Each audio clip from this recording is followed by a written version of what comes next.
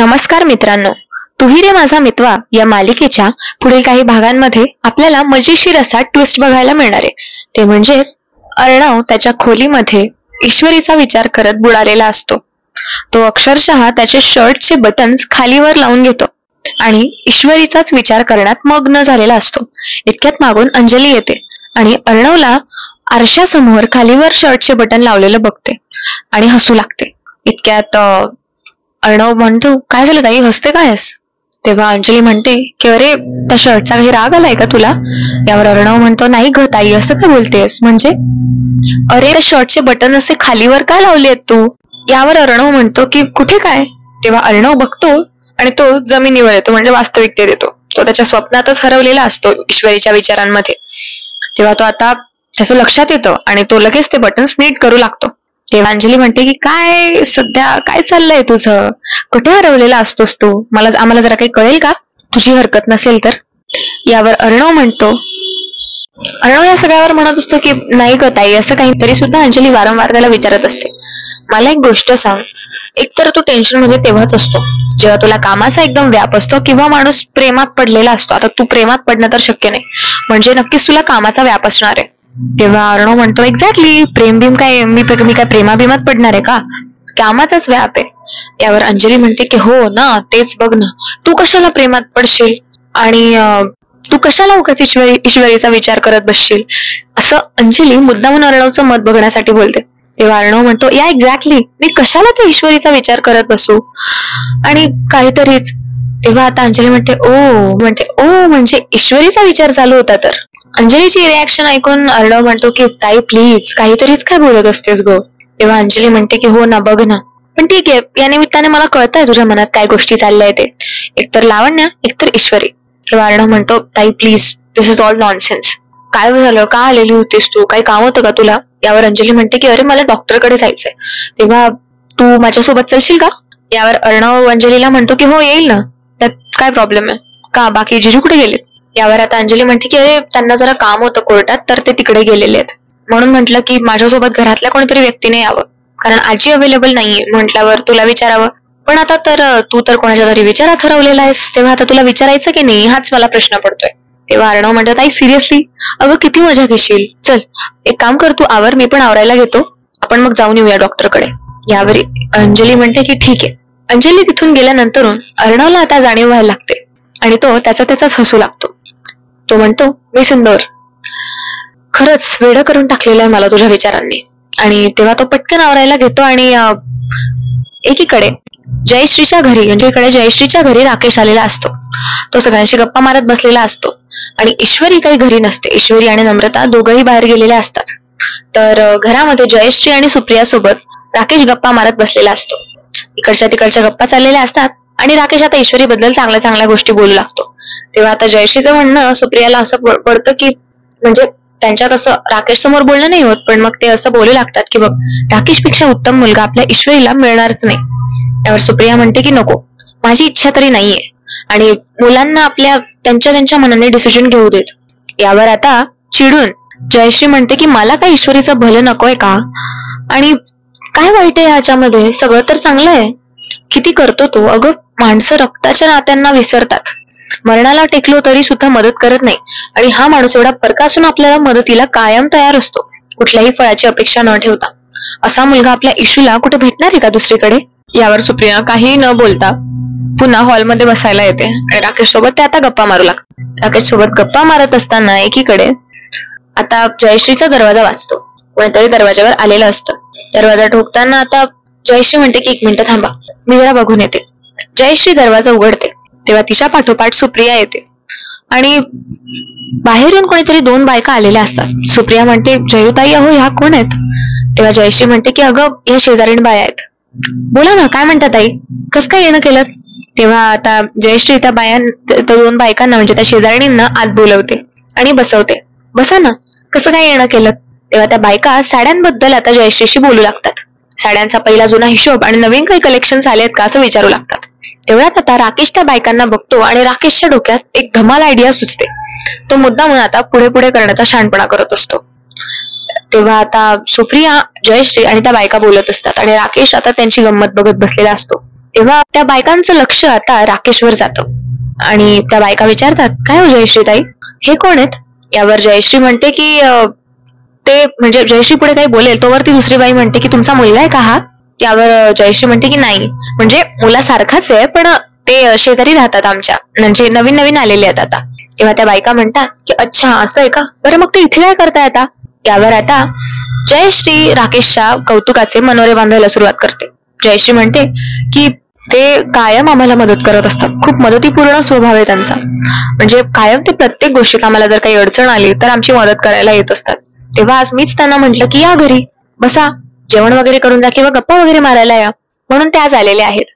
तेव्हा आता त्या दोन बायकांपैकी एक बाई म्हणते की तुम्हाला दोन भाच्या आहेत ना? यावर जयश्री म्हणते की हो. मग त्या दोघींचंही लग्न झालेलं आहे का, असं त्या बायका आता विचारणा करू लागतात. सुप्रियाला आयडिया येऊन जाते की या बायका असं का विचारतायत जयश्रीला. तेव्हा सुप्रिया लगेच राकेशकडे बघू लागते. इतक्यात राकेश म्हणतो की हो, तुमचे गेस्ट म्हणजे माझे गेस्ट जयश्री आत्या, त्यांना काहीतरी काही द्यायचंय का यांना? मी चहा वगैरे बनवून आणू का? म्हणजे तुम्ही बायका बायका बसलेला आहात तर मी किचन मध्ये जातो आणि तुमच्यासाठी काहीतरी बनवून तरी आणतो. यावर सुप्रिया म्हणते, हो राकेशजी, तुम्ही कुठे साथ बसताय? नको नको, मी करून घेते, उलट तुम्ही बसा, तुम्ही सुद्धा गप्पा मारा. त्यावर राकेश म्हणतो की हो असं कसं, तुम्ही बसा, मी आलोच. तेव्हा राकेश पुढे पुढे करतो आणि किचन मधून चहा बनवून आणतो. चहा त्या बायकांसमोर ठेवतो आणि सगळ्यांना चहा द्यायचं काम करतो. पुढे त्या बायका म्हणतात, काय हो जयश्री ताई, तुम्ही बोलला नाही, तुमच्या भाच्यांचं लग्न झालेलं आहे का? यावर जयश्री म्हणते की नाही. तितक्यात दुसरी बाई आता त्या बाजूच्या बाईला म्हणू लागते की काय हो, यांच्या दोघं भाच्यांचं लग्न झालेलं नाहीये आणि हा असा तरुण मुलगा घरामध्ये एवढा तासन तास बसवून ठेवणं योग्य आहे का? तेव्हा त्या बाया असं बोलू लागतात आणि गॉसिप्स करू लागतात. तेव्हा सुप्रिया म्हणते की अहो, दोघही मुली म्हणजे ईश्वरी आणि नम्रता दोघही बाहेर गेलेले आहेत आणि काम होतं म्हणूनच आम्ही यांना बोलवलेलं आहे. तसे फार चांगले आहेत ते, म्हणजे तुमचं म्हणणं मला कळतंय, पण मग नाही, तसं काहीही नाहीये. यावर आता जयश्रीला काय बोलावं ते कळत नसतं आणि इतक्यात राकेश जयश्रीच्या खूप पुढे पुढे करत असतो. चहा कपातला कप सुचलतो आणि किचन मध्ये नेऊन ठेवतो. तो म्हणतो, आत्या, तुम्हाला काहीही लागलं ना तर मला लगेच सांगा, मी तुम्हाला मदत करू लागेल. तुम्ही बसा, उठू नका, तुमच्या गप्पा वगैरे चालू द्या आणि काय हिशोबाचे विषय चालले असेल तर ते पण कंटिन्यू करा. उगाच नको या गोष्टींना आडेफाटे घुसायला. अहो, मी पण तुमच्या मुलासारखाच आहे. आता राकेशचं असं पुढे पुढे करणं त्या बायकांना खटकत असतं. तेव्हा आता जयश्रीच्या डोक्यात एक युक्ती सुचते. ह्या बायका असंही म्हणताच आहेत की तुमच्या याचं लग्न झालेलं नाहीये का, दोघं भाच्यांचं लग्न झालेलं नाहीये का म्हणत. तेव्हा आता आपण इशूचा साखरपुडा ताबडतोब, म्हणजे जितक्या लवकरात होईल तितक्या लवकर राकेश सोबत करून टाकायला पाहिजे, कारण लोक आता गोष्टी बनवायला लागलेले आहेत. पण सुप्रियाला कोण मनवेल याची तिला खंत वाटत असते, कारण राकेश खरंच खूप चांगला मुलगा आहे असा तो आता भ्रम कसा दूर जाईल पण तो भ्रम काही दूर जायला तयार नसतो. तर दुसरीकडे त्या बायका आता म्हणतात की चला, आम्ही येतो जयश्रीताई, आता हा हिशोब तुम्ही लिहून ठेवा, पुढच्या फेरीला येऊ तेव्हा आम्ही पैसे देऊन जाऊ तुम्हाला साड्यांचे. तेव्हा आता त्या बायांना जयश्री निरोप देते आणि त्या बायका गेल्यानंतर राकेश जोरात दरवाजा लावून घेतो आणि म्हणतो, आत्या, मला या बायकांचं हे असं वागणं मुळीच पटलेलं नाहीये. अहो, ते तुमचे पाहुणे होते म्हणून मी गप्प बसलो, नाहीतर मी त्यांना काहीतरी बोलूनच बसलो असतो, सुनावलं असतं. भाच्यांवर पेटून उठल्या होत्या अशा. अहो, तुम्ही माझ्या हक्काच्या आहात, माझ्यासारख्या अनाथ मुलाला तुम्ही आईसारखी माया लावतात, म्हणून खरं तर मी इथे ओढत ओढत चालला येतो. आणि ह्या बायकांनी काय ठरवलं त्याचा अर्थ? शी, लोकांचे ना विचारच आजकाल खूप खराब होऊन गेलेले आहेत, असं राकेश सारखं बोलत असतो. हा, राकेश एवढा दुधाने धुतलेला नसतो, राकेश मुद्दामून बोलत असतो. याच्याने जयश्री आणखी विरघळते आणि जयश्रीला असं वाटतं की नाही, राकेश किती व्यवस्थित आहे, राकेश किती असा आहे, राकेश किती तसा आहे. तेव्हा आता राकेश त्याच्या खिशातून कंगण काढतो आणि ते कंगण तो जयश्रीला देऊ लागतो. आत्या, हो, तुम्ही माझ्या आईसारख्या आहात, तुम्ही मला अगदी आईसारखं काय हवं नको ते बघता, तेव्हा माझ्याकडून तुम्हाला ही छोटीशी भेट. यावर जयश्री म्हणते, हो राकेशजी, मला याची काहीही गरज नाही, आणि तुम्ही पण तर मला आईसारखं जपता आणि आईसारखी मग प्रेम देतात, आणि कायम एक मुलगा आईला धावून जातो तसं आमच्या मदतीला धावून येत असतात, म्हणून काय लगेच उपकाराची भाषा करायची असते का हो? त्या बायकांचं खरंच चुकलं आणि बरं झालं तुम्ही नाही बोललात ते. तेव्हा राकेश म्हणतो, नाही मी बोलणारच होतो, पण मग निव्वळ तुमचे प्रश्न पडतो म्हणून मी काही न बोलता गप्प राहिलो, माझ्याच्याने ऐकलं नव्हतं जात हे सगळं. तेव्हा आता राकेश म्हणतो की बरं, मी काय म्हणतो, मला जरा एक ऑफिस मधून कॉल येतोय, मला कोर्टात जावं लागणार आहे, तेव्हा मी आता निघतो. असं म्हणत राकेशने तर बॉम्ब टाकून दिलेला असतोच. तेव्हा तो आता जयश्री आणि सुप्रियाचा निरोप घेत आपल्या आपल्या कामाला जायला निघून जातो. तेव्हा जयश्री आता सुप्रियाला म्हणते ते काही नाही, मी दादाला फोन करून उद्याच बोलवून घेते आणि काय ते साखरपुड्याची तारीख फिक्स करते. इशू संध्याकाळी आली की मी इशूला सांगणार आहे. आणि ईश्वरी मला नाही वाटत माझ्या शब्दाबाहेर असेल, कारण तिला माहितीये तिच्या आत्या तिचं वाईट चिंतन कधीच करणार नाही. किंवा सुप्रिया म्हणते की ताई तुमचं म्हणणं मला पटतंय, तुम्ही आमच्या ईश्वरीला आईसारखा जीव लावतात हेही मला मान्य आहे, पण अहो याच्यात एकदा तरी ईश्वरीचं मत आपण घेतलं पाहिजे असं मला वाटतं. तेव्हा जयश्री म्हणते की ठीक आहे, येऊ दे तिला सायंकाळी, तिचं मत काय आहे हे तूच ऐकशील. तेव्हा सायंकाळी ईश्वरी येते आणि ईश्वरीला जयश्री आणि सुप्रिया दोघंही जवळ घेऊन बसतात. सुप्रिया विचारते काय ग, येताना काही त्रास वगैरे नाही झाला ना? यावर ईश्वरी म्हणते नाही ग आई, मी एकदम व्यवस्थित आले. नम्रता सुद्धा आता फ्रेश व्हायला जाते आणि हॉलमध्ये येऊन बसते. नम्रताला काही कळतच नसतं की हे अचानक ईश्वरीला एवढं जवळ घेऊन का बसलेत ते. तेव्हा आता जयश्री हळूहळू ईश्वरीला सगळी हकीकत सांगू लागते आणि म्हणते की राकेश खूप चांगला मुलगा ईश्वरी, तो तुला खूप सुखात ठेवेल, तो तुला खूप चांगली माया लावेल. अगं तू बघतेस ना किती मदत करतात ते आपल्याला, कुठल्याही प्रकारचा मोह स्वार्थ न ठेवता. त्यांनी मदतीच्या बाबतीत कधीही आपल्याकडनं मोबदला मागितलेला नाहीये. तेव्हा ईश्वरी म्हणते की बरं मग मला या सगळ्या गोष्टी माहिती आहेत आत्या, राकेशजी खूप चांगले माणूस आहे, चलोस आहेत. यावर आता जयश्री म्हणते हो ना, तुला त्यांचा स्वभाव कसा वाटतो, आवडतो का? यावर ईश्वरी म्हणते हो, त्यांचा स्वभाव खरंच खूप मनमिळाऊ आहे आणि मदतीपूर्ण आहे. तेव्हा आता जयश्री म्हणते ठरलं तर मग बघ इशू, माझी अशी इच्छा होती की राकेशचा आणि तुझा साखरपुडा आपण करून टाकावा. तुला राकेश हा मुलगा आयुष्यात तुझ्या आलेला कसं वाटेल, तुला आवडेल ना ते? यावर ईश्वरीच्या चेहऱ्यावरचा रंग उडून जातो, कारण तिला कुठेतरी अर्णव सोबत कितीही भांडण करत असली तरी थोडीफार तरी अटॅचमेंट झालेली असते. तर यावर ईश्वरी म्हणते की आत्या अगं काय बोलतेस तू, राकेशजी कुठे, मी कुठे, काय तुलना बसते, आणि मला माझ्या बिझनेसवर फोकस करायचा आहे आता, क्लाउड बिझनेसवर. तेव्हा तू कुठे काय लग्नाचं धोंडपळ घालतेस, आई सांग ना तू आत्याला. तेव्हा सुप्रिया म्हणते की तुझी काय मर्जी आहे ते सांग, तुझी जर हो असेल तरच आपण या गोष्टी पुढे नेऊ, नाही तर नाही. तेव्हा ईश्वरी म्हणते ऑफकोर्स माझी इच्छा नसणारच आहे, हे सोपी गोष्ट आहे, अर्थातच मला नाही करायचं एवढा लवकर लग्न, आणि ते पण राकेशजींसोबत मुळीच नाही.